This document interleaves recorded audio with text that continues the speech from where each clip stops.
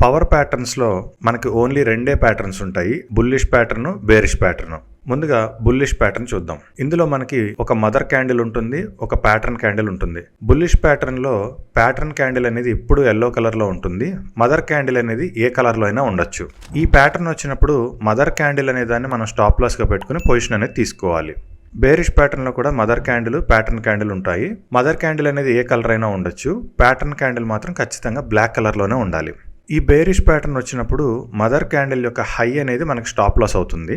Bullish pattern use చేసి position తీసుకోవాలి అనుకుంటున్నప్పుడు ముందుగా మనం చూసుకోవాల్సిన కండిషన్ ఏంటంటే, లేటెస్ట్ గా ఏదైనా నెగిటివ్ ప్యాటర్న్ ఉండుంటే ఆ నెగిటివ్ ప్యాటర్న్ అనేది ఫెయిల్ అయి ఉండాలి. అంటే నెగిటివ్ ప్యాటర్న్ యొక్క హై అనేది బ్రేక్ అయి ఉండాలి. ఎప్పుడైతే లేటెస్ట్ నెగిటివ్ ప్యాటర్న్ బ్రేక్ అయి ఉంటుందో దాని తర్వాత వచ్చిన పాజిటివ్ ప్యాటర్న్ లో మదర్ క్యాండిల్ యొక్క లో అనేది స్టాప్ లాస్ గా పెట్టుకుని మనం ఎంట్రీ అనేది తీసుకోవాలి. సెల్లింగ్ సైడ్ పొజిషన్ తీసుకోవాలి అనుకుంటున్నప్పుడు లేటెస్ట్ గా వచ్చిన పాజిటివ్ ప్యాటర్న్ ఎక్కడ ఉందో చూసుకోవాలి.